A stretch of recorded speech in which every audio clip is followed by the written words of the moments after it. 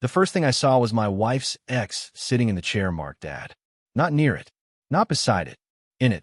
Front row of the elementary school auditorium, under a banner that said Winter Voices Concert.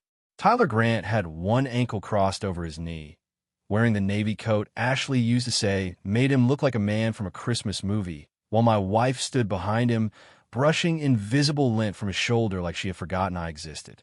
I stood 6 rows back with a cup of coffee cooling in my hand, watching another man sit in the place my son had saved for his father. Then the stage lights flickered, the microphone squealed, and Noah walked out holding a red index card, so tightly it bent in the middle. He was 10 years old, wearing the green sweater I had ironed that morning because Ashley said she was too busy, and he looked straight at that front row chair before he looked at me. That was when I realized this had not started tonight. It had started days earlier, maybe weeks, in all the quiet moments I've been told not to overthink. Ashley had called it kindness when she first brought Tyler's name back into our house. We were in the kitchen 2 Sundays before Christmas, with grocery bags still on the counter and a frozen pizza sliding sideways out of one of them. She said Tyler might stop by for Christmas Eve because he was going through a rough season and did not have real family nearby. I remember the way she said real family, soft enough to sound generous, sharp enough to make me feel small for questioning it. Tyler was her ex from before me, the man whose name used to appear in old photo captions and stories her mother told after 2 glasses of wine. He had moved back to Cedar Falls after some marketing job in Denver fell apart, and suddenly Ashley was saying things like he just needs community, and Noah always liked him. Noah had met Tyler exactly twice, both times at crowded cookouts where Tyler brought expensive cookies and asked my son questions he clearly learned from Ashley 5 minutes earlier. When I asked why Tyler needed to be part of our Christmas, Ashley sighed like I had failed a test. "Michael," she said, "don't make this weird. It's one afternoon. You're acting like I'm replacing you." The word replacing hit the kitchen harder than she meant it to. I looked toward the hallway, where Noah's backpack leaned against the wall with a little red corner sticking out of the front pocket. At the time, I thought it was homework or some folded craft from school. I had no idea that same red card would end up in his hands under the stage lights, carrying words someone else had helped him choose. So I let it go. That was the mistake I had become best at making in my marriage, swallowing the first warning sign because I wanted peace more than I wanted proof. By Tuesday, Tyler was not just stopping by. He was coming early to help Ashley wrap gifts. By Wednesday, he had opinions about the ham, the tree lights, and which sweater Noah should wear for the concert. By Thursday, he knew Noah's solo line, his teacher's name, and the exact time parents had been asked to arrive. Every new detail felt like a door I had not opened, but Tyler had already walked through. Ashley kept smiling through it all, calling me sensitive, calling him thoughtful, calling the whole thing mature. And because I loved my son more than I hated being embarrassed, I stayed calm. I packed Noah's costume in the back seat. I checked the weather twice because sleet was expected after 6. I made sure his dress shoes were not scuffed. I did the ordinary father things nobody claps for. But when we reached the auditorium that night, ordinary was gone. There, taped to the front row chair in black marker, was one word: Dad. And Tyler was sitting beneath it, smiling like he had been invited to keep it. I did not walk to the front row right away, because the moment I did, the night would become about me instead of Noah. That was the trap Ashley had built so carefully. If I raised my voice, I would be jealous. If I asked Tyler to move, I would be insecure. If I stayed in the back, I would disappear exactly the way she needed me to. So I stood near the aisle, holding Noah's coat over one arm, and watched Tyler lean toward my son as if he had earned the right to whisper last-minute advice. Noah did not smile back. He nodded once, the stiff little nod he used when adults expected gratitude, and he did not know how to refuse it. Ashley glanced over her shoulder and finally saw me. For 1 second, something almost like guilt crossed her face, but it vanished as soon as Tyler touched the paper sign taped to the chair and laughed quietly. Ashley walked toward me before I could move. "Michael," she said, keeping her voice low and sweet enough for the parents around us, "please do not make a scene." I looked past her at the sign. "You put his name there?" Her eyes narrowed. "It does not have a name. It says Dad." "Exactly," I said. Ashley folded her arms. And that was when she gave me the first honest sentence of the night. Noah needs a positive male presence tonight, not tension. The words landed cold. Not because Tyler was sitting in my place, but because Ashley had rehearsed that line. Before I could answer, Mrs. Caroline Miller came down the side aisle with a clipboard pressed to her chest. She smiled at Ashley, then Tyler, then me with the polite confusion of someone trying to match faces to a list. "You must be Michael," she said, and her smile faded a little. "I'm so sorry. I thought you were not attending." Ashley had submitted the family seating request earlier this week, and it listed Tyler Grant as Noah's support guest for the front row. I felt something inside me go very still.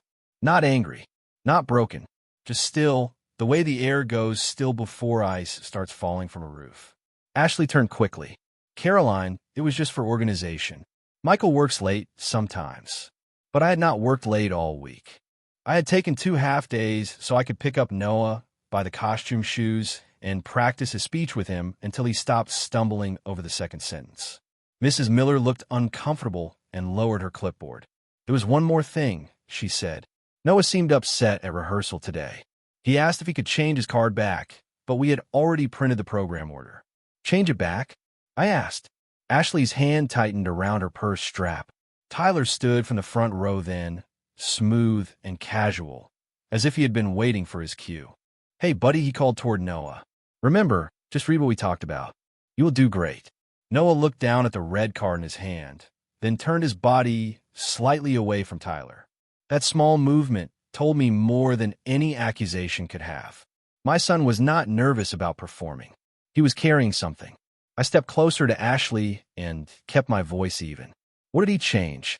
She looked at the stage, not at me. "It was a school assignment, Michael. Do not interrogate everyone at a Christmas concert." But Mrs. Miller, maybe because she had a son of her own, or maybe because she finally understood what she had walked into, opened her clipboard and showed me the top page. The title of Noah's speech had been typed in neat school font, "The Man Who Made This Year Better." Beneath it, in parenthesis, was Tyler Grant's name. I looked up at Noah. He was staring at me now, his red card shaking just enough for the corner to flutter under the stage lights. Then Mrs. Miller touched my sleeve and whispered the quiet question that changed everything. "Did you know Ashley brought Tyler to help Noah rewrite it yesterday?" Mrs. Miller did not wait for my answer, because the program director called her name, and suddenly she was gone, leaving me with one sentence that made the auditorium feel smaller than a closet.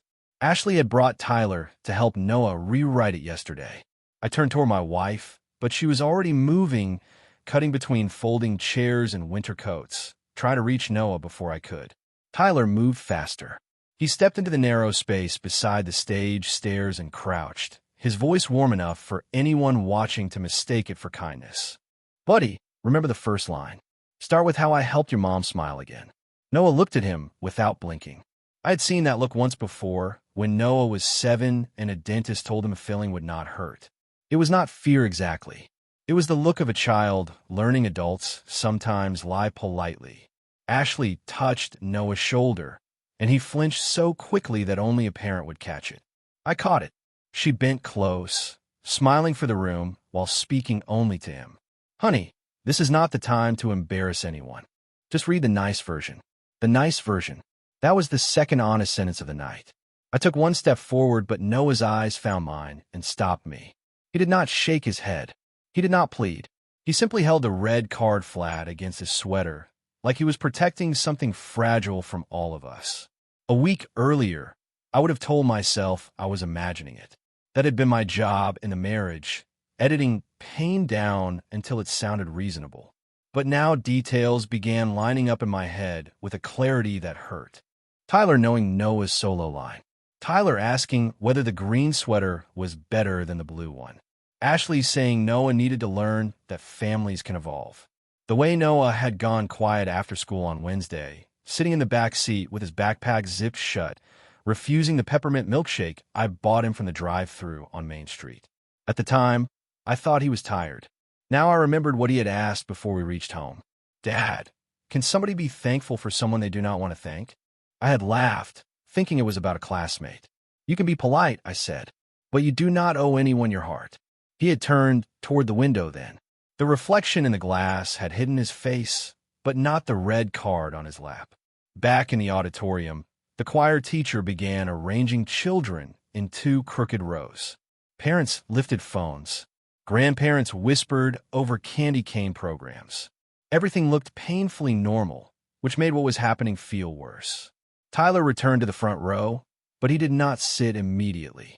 He leaned over the seat marked Dad and peeled something from the back of the sign. A small white sticker. I noticed because he slipped it into his coat pocket too quickly. My stomach tightened. When he finally sat down, the sign did not just say Dad anymore. Under the black letters, in faint pencil, I could see another word that had been covered. Michael. Someone had written my name first, then hidden it. I looked at Ashley. She saw that I had seen it. For the first time all night, she seemed less worried that I would cause a scene and more worried that I would stay quiet long enough to understand the whole thing. Mrs. Miller stepped to the microphone and welcomed everyone to Winter Voices. The first song began, soft and shaky, children singing about snow while sleet ticked against the high windows. I did not hear the music. I watched Noah touch the corner of his red card repeatedly. Halfway through the second song, a folded program slid off the chair beside me. When I picked it up, a handwritten note fell from inside. It was Ashley's writing. The note said, if he freezes, Tyler should go up first. And beneath that was one line I had not seen coming. Do not let Michael near the card. The note stayed in my palm while the children finished their song, but I did not crush it. I folded it once and slid into my coat pocket because for the first time that night, I understood that anger would help Ashley more than it would help Noah. She wanted me loud. She wanted me looking unreasonable beside Tyler's polished calm. So I did something harder. I sat down in the empty chair beside me and watched my son as if my silence could become a place for him to breathe. Mrs. Miller came back during the applause, moving quickly along the sidewall. She leaned down without looking at Ashley. I found the original draft, she whispered. Noah wrote it Monday before the family edits. It is in my folder, but I cannot hand it to you during the program without creating a scene. I asked her one question. Did he choose Tyler? Her face softened in a way that nearly answered before her mouth did. No, she said. Not at first. Then she looked toward the stage stairs, where Ashley had positioned herself like a guard. Michael, I think your son has been trying to choose the truth without hurting his mother. That sentence almost broke me, not because it was cruel, but because it was exactly the burden I had been teaching him by example. Stay calm. Be polite. Do not embarrass anyone. Carry the weight so the room stays comfortable. Across the aisle, Tyler checked his phone and smiled at a message. Then he lifted the phone slightly, showing Ashley the screen. She read it and gave a tiny nod. I could not see the whole message, but I saw enough in the reflection from the black auditorium window behind them. Front row looks perfect. Make sure he says my name clearly. The words were not Ashley's. They were Tyler's, sent to her like an instruction. That was the new piece I had not wanted to believe. Tyler was not being pulled into our family by Ashley's confusion. He was enjoying the seat, the sign, the program, the chance to be named in a child's gratitude while the real father sat behind him like an extra. The third song began, and Noah was moved to the front riser. He kept one hand at his side and the other around the red card. I noticed something I had missed before. There were 2 folded corners, not one. One corner had been bent neatly, like a teacher mark. The other had been folded hard enough to leave a white crease. Noah had changed something himself. Ashley noticed it too.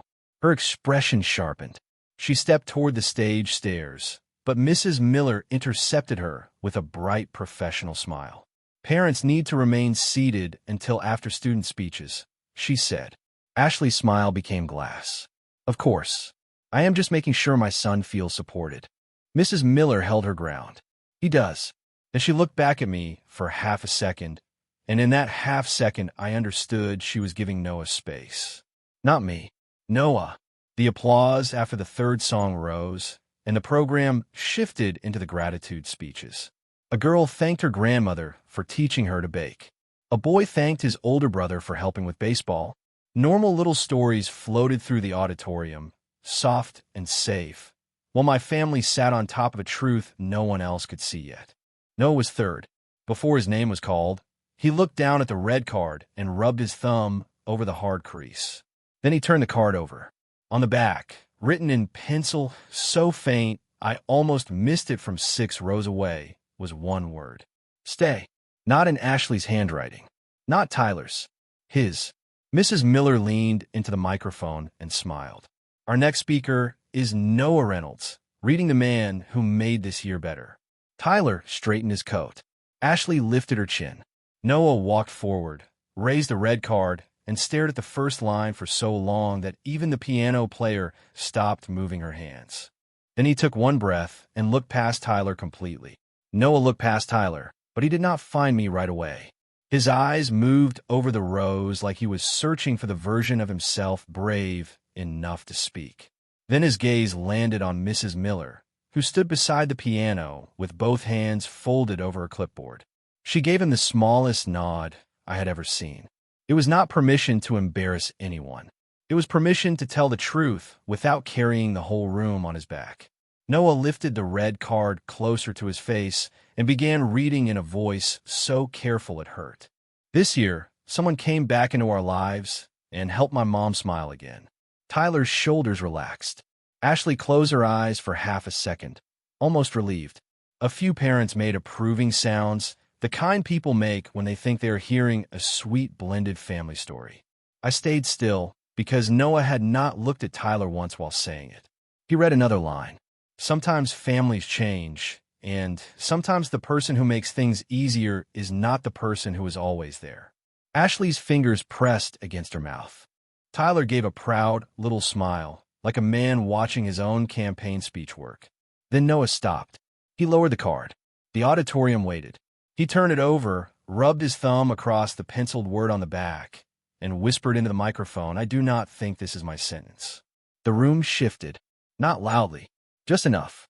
Mrs. Miller stepped forward, but Ashley was faster. She rose from her chair and said, "Honey, just finish the card." Her voice was bright, but every parent in the first 3 rows heard the warning underneath it. Tyler stood too, still smiling, though the smile was thinner now. "You're doing great, buddy," he said. "Stay with what we practiced." Noah looked at him then, finally, and the look on my son's face changed something inside me. It was not rebellion. It was disappointment. Adults can survive disappointment from children, but they cannot hide from it. Mrs. Miller moved between Ashley and the stage steps. "Let him finish in his own words," she said, polite, calm, but firmer than before. Ashley whispered something I could not hear. Tyler answered under his breath, but I caught 3 words because the auditorium had gone so quiet. This was agreed. Agreed. That word told me Ashley had not simply asked Noah to be kind. She and Tyler had made an arrangement around my son's voice. Maybe it was about appearances. Maybe it was about old feelings. Maybe it was about proving Tyler belonged in a place he had not earned. Whatever it was, Noah had been placed in the middle and dressed up as the messenger. My hand moved toward my pocket, where Ashley's note sat folded beside my keys. For 1 second, I considered walking to the front and ending it myself. Then Noah spoke again. "Mrs. Miller, can I read the part one wrote before?" Ashley's face went pale. Tyler's jaw tightened. The parents did not know what before meant, but they knew enough to stop rustling programs. Mrs. Miller looked at her clipboard, then at me. I nodded once, not to command her, not to rescue Noah from his own courage, just to tell her I would not punish him for using it. She opened her folder and pulled out a white sheet with uneven pencil marks down the left side. Noah reached for it, but Ashley stepped into the aisle. "Michael," she said, "not softly now, do something." And that was the moment the whole room learned there was a second version. I stood, but I did not walk toward Noah. I walked to the chair marked Dad. Tyler watched me come closer, expecting a confrontation at last. Instead, I peeled the sign from the chair, turned it around, and showed the faint pencil underneath to the people nearest us. My name was there, barely visible, covered but not erased. A woman in the front row gasped. Tyler looked toward the exit. Ashley looked at Noah, and Noah looked down at the original page in Mrs. Miller's hand. Mrs. Miller did not hand Noah the white page right away. She held it at chest level, caught between a teacher's rules and a child's courage, while every adult in the front row pretended not to understand what had just happened. I still held the peeled chair sign in my hand. The black marker said Dad on one side. My name sat on the other, light and half buried under pencil dust, like someone had tried to make me vanish without leaving fingerprints. Tyler reached for the sign first. "That is not necessary," he said, his voice lower now. "We are all trying to keep this positive for Noah." I looked at his hand until he pulled it back. Positive was becoming the word people used when they wanted the truth to stay quiet. Ashley stepped closer to the stage, smiling at the parents as if she could still fold the moment back into shape. "Michael is misunderstanding," she said. "Noah has been under pressure, and Tyler was only helping him express gratitude." "Gratitude for what?" I asked.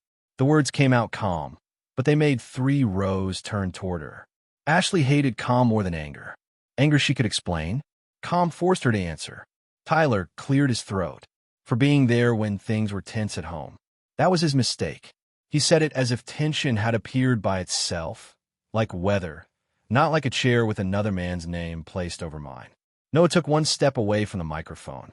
"Mom," he said, "you told me not to say that part." Ashley froze. Mrs. Miller's eyes moved from Noah to the page in her hand. "What part, sweetheart?" Noah looked at me, and I could see he was asking permission without wanting to ask. I shook my head once, not to stop him, but to stop him from looking at me for the answer. This had to be his truth, not mine. He turned back to Mrs. Miller. "The part about the storm." A few parents glanced toward the windows, where sleet brushed the glass in thin silver lines. But I knew instantly he did not mean tonight's weather. Mrs. Miller lowered the original draft and read silently for a second. Her mouth tightened. Then she looked at Ashley. "This is not inappropriate, Ashley. It is specific." Ashley's polite mask cracked. "Caroline, this is a school event, not a family therapy session." And there it was, the sentence that revealed what she had really feared. Not embarrassment, not confusion. Specifics. Specifics have weight. Specifics cannot be smiled away. Mrs. Miller walked to Noah and placed the original page on the music stand beside the microphone. She did not put it in his hand. She gave him the choice to reach for it. Tyler shifted in front of the chair, blocking the view from one side. I moved only 2 feet, enough that Noah could see me clearly, enough that Tyler could not turn himself in the center again. For the first time all evening, Ashley stopped watching the audience and watched our son. Noah touched the white page with 2 fingers. The red card remained in his other hand. 2 versions of the same boy, one written for appearances and one written in pencil before adults taught him caution. He read the first line of the original softly, not into the microphone. My dad made the bad nights feel normal. The room changed after that. No gasp, no dramatic noise, just a stillness deeper than silence. Ashley whispered my name, but she was not calling me close. She was warning me not to let this continue. I stayed where I was. Noah lifted his eyes from the white page. He looked at Tyler, then at the red card, then at the original draft. His small fingers moved to a paragraph near the middle where several lines had been erased so hard the paper had thinned. He leaned toward the microphone, and his voice trembled only once. "Mom," he asked, "why did you cross out the part about Christmas Eve? And why did Tyler tell me it sounded too sad for people to hear out loud tonight?" Noah's question did what no adult in that auditorium had been brave enough to do. It made everyone look at Ashley without giving her anywhere soft to hide. Christmas Eve had been the detail she erased, because Christmas Eve was the night Tyler's perfect picture started cracking. Ashley opened her mouth, but Mrs. Miller placed one hand near the microphone stand, not touching Noah, just reminding the room that this was still his turn. Tyler gave a short laugh. "Come on, Noah," he said, forcing cheer into every word. "Nobody wants to hear sad stuff at a holiday concert." Noah did not answer him. He looked at the original page, then at the red card, and I watched him make a choice no 10-year-old should have had to make. He began with the erased paragraph. "On Christmas Eve, my mom and Tyler went to get the special ornaments for the tree, but they forgot my inhaler bag in Tyler's truck and the roads got icy." A murmur moved through the parents, quiet but immediate. Ashley's face changed from fear to correction. "That is not how it happened," she said. Tyler stood too quickly, bumping the front chair with his knee. "We were 5 minutes away." It was handled. Noah shook his head. You were 38 minutes away. Dad timed it because he kept saying it out loud, so I would not panic. I remembered every second. Ashley had told me she and Tyler were taking Noah to choose the final ornament for the tree, something Tyler had suggested because, according to him, traditions needed fresh energy. I had stayed home to finish wrapping the gifts Noah had picked for his teachers. Then my phone rang from an unknown number. It was the clerk at the ornament shop on Cedar Avenue, telling me Noah was coughing hard and asking for me. Ashley's phone had gone straight to voicemail. Tyler had taken a wrong turn toward the riverfront to show Ashley the lights, and Noah's small emergency bag was locked in his truck, parked 6 blocks from the store. I drove there through sleet in 12 minutes. I still had tape stuck to my sleeve from the wrapping paper. By the time I arrived, Noah was sitting on a bench behind the counter, trying to smile so the clerk would not worry. I did not scold him. I did not call Ashley careless in front of him. I helped him breathe, wrapped my coat around his shoulders, and told him the same thing I'd told him during every hard night since he was little. Count the lights. For red, for green, for white. We counted until his hands stopped shaking. Back in the auditorium, Noah had stopped reading. He was telling it now, from memory. Dad brought my medicine, he said. Then he stayed outside the store with me because I was embarrassed. He did not make Mom feel bad when she got there. He just said, he is okay. Ashley lowered her eyes. Tyler looked toward the side exit again. But Noah was not finished. He turned the white page and revealed the back had more writing, rougher than the front, pressed deep into the paper. The surprise was not that Ashley had crossed out Christmas Eve. The surprise was that Noah had written a second version after she did. Mrs. Miller saw it at the same time I did. Noah, she said gently, is it yours from today? He nodded. I wrote it during recess because the other one sounded like I was thanking people for making Mom happy, not for taking care of me. That sentence hit harder than any accusation could have. The audience had no timeline, no family history, no reason to take sides. But they understood a child who knew the difference between being displayed and being cared for. Noah placed a red card on the music stand beside the white draft. 2 pages, 2 stories, 1 little boy between them. Then he looked at me, not for permission this time, but because the next words are going to change the room completely, and maybe our family along with it before the final song tonight. Noah did not read the next line from either page. He placed both hands on the music stand, leaving the red card and the white draft side by side, and looked at the chair where Tyler had been sitting like a trophy from another life. Then my son said the sentence that made every whisper stop. That seat is not his. Tyler's face tightened, but he tried to laugh it away. Buddy, he said, this is getting confused. Noah shook his head once. It carried more courage than anything I had done in months. I am not confused. Mom said Tyler helped our family feel lighter. Tyler said a real dad knows how to make people proud in public. But my dad is the one who shows up when nobody is taking pictures. The auditorium did not explode. It emptied of sound. Even a heater above the back doors seemed to pause. Noah looked down at the second version he had written during recess, then kept going without touching it. He remembers that I hate the red cough syrup. He cuts my sandwiches diagonal because I said triangles taste better when I was 6. He knows I count ceiling tiles when I am scared. He waits in the driveway after arguments, so I do not have to pick which room feels safer. Ashley covered her mouth, but this time she was not managing the room. She was hearing what our son had been learning in silence. Noah turned toward her. Mom, I like when you smile.